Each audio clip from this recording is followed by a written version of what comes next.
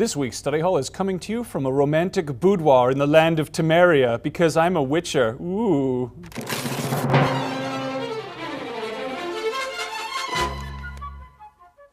Hey everybody, and welcome to another episode of Max Scoville's Study Hall. I am your professor, Max Scoville, obviously, and Study Hall is my show where I take a video game that people are talking about and I run down some related pop culture stuff that might also be relevant to their interests. It might supplement their experience with the game already, or it might make them more interested in it, or if nothing else, I get to sit at this little desk and pretend I'm a teacher.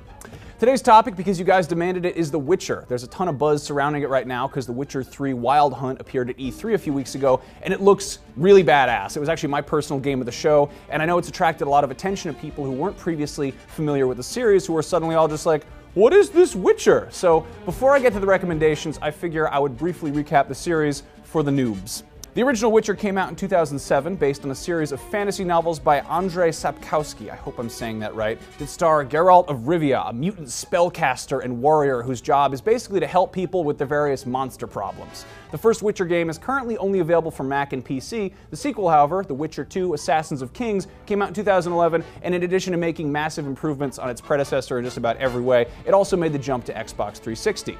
The series has attracted a hardcore fan base with its more unique take on medieval fantasy genre, as well as featuring more mature storytelling than a lot of games attempt to do. You know, it has a lot of violence and boobies and swearing, though there is actually a lot of that. It's more like, life isn't fair. There isn't always a happy ending, which of course is something that some gamers have a hard time with. Now, in addition to PC, The Witcher 3 Wild Hunt is going to be coming to Xbox One and PlayStation 4, and CD Projekt Red has said that it is going to be accommodating to newcomers to the series, but obviously, for the full experience, it's probably a good idea to play the previous games. Thankfully, CD Projekt Red has both of them available on good old games for super cheap for both Mac and PC. You don't need to play the first one to understand the plot of the second, but it'll probably help if you know the backstory of some of the characters. Of course, if you really want to get yourself hyped up for Witcher 3, you should go check out the original source material, the books. Andrzej Sapkowski wrote a handful of Witcher books, and by my count, there are 5 novels and 2 short story collections, but so far, only 3 of these books have been translated in English. There's the short story collection, The Last Wish, and 2 novels, Blood of Elves, which is available now, and The Time of Contempt, which will be released stateside in late August. On top of the books, there are also a bunch of comics, which haven't received any official English translation as far as I know, but the ones that were published in the 90s look delightfully weird, so I hope they get released someday soon. There's also a TV miniseries based on the adventures of Geralt, which was later turned into a movie, just kind of cut together from the pieces. It's a bit hokey, but I would say no worse than the likes of Xena Warrior Princess, and there's a translated version floating around on YouTube, so you can go have a look if you're into that kind of thing. Now, maybe you're well versed in all things Witcher and you want to check out a different white-haired fantasy hero. Well, you could probably use some more cock. Michael Moorcock, that is, in his legendary fantasy novels of Eric of Melniboné. I think I'm saying that right. I don't know. It's got a weird accent in it.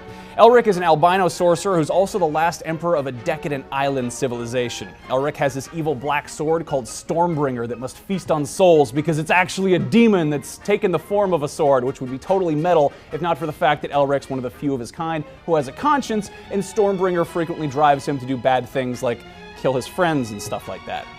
Anyway, Elric and his jerk-off demon sword have shown up in a ton of books, comics, and pen-and-paper role-playing games. Elric even made a few appearances alongside Conan the Barbarian in his Marvel Comics series. If you're looking for a place to start, the first book in the series is just titled Elric of Melniboné, or you could just go jam out to some weird-ass psychedelic heavy metal music.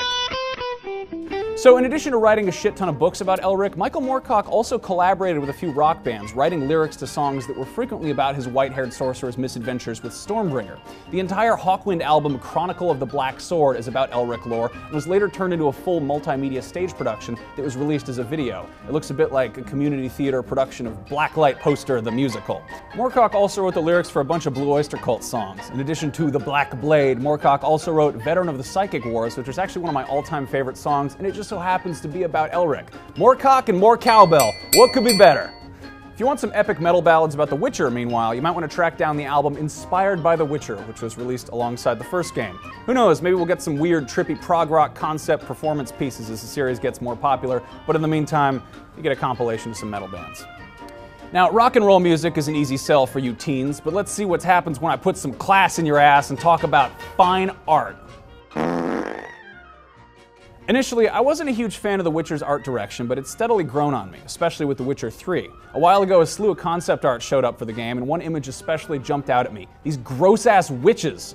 Look at them! Now, I don't know what the official lore surrounding these witches is or what they're going to look like in the final game, but this concept art looks like a realistic version of fairy tale witches, the kind who are always like luring children into their candy houses to cook them and eat them, and I love it. They remind me a bit of the work of Russian artist Ivan Bilibin, specifically his famous interpretation of the witch Baba Yaga. Bilibin did a ton of gorgeous illustrations based on Slavic folklore and Russian fairy tales that were actually influenced heavily by traditional Japanese prints, and if you like the Witcher's aesthetic, you'd probably appreciate his work and its subject matter. Another artist The Witcher reminds me of is the Dutch Renaissance painter Hieronymus Bosch, who's actually one of my favorite artists of all time for his nightmarish triptychs involving weird-ass monsters and the end of the world. Two of the monsters I saw in my demo of The Witcher 3, the Fiend and the Leshen, both look like they climbed right out of a Bosch painting. They got weird antlers and skulls and shit on them. They're really creepy looking. You should go check out the second and third panels in The Last Judgment. Shit is getting real in there, and Bosch gets dark.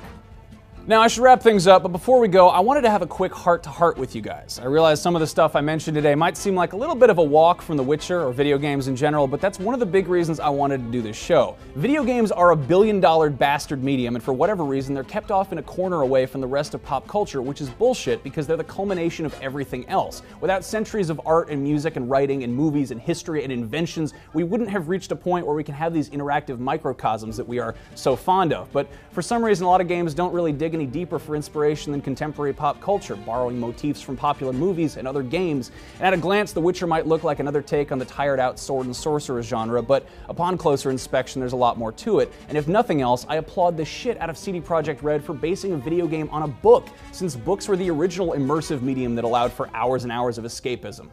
Anyway, there's the bell, and if this episode was too highbrow for you, worry not, because next week I'm going to be talking about Yaiba, Ninja Gaiden Z, Shadow Warrior, and how much I love stupid, campy ninjas. Anyway, until then, may the gods keep the wolves in our beds and the women in the hills, or I don't know, the other way around maybe.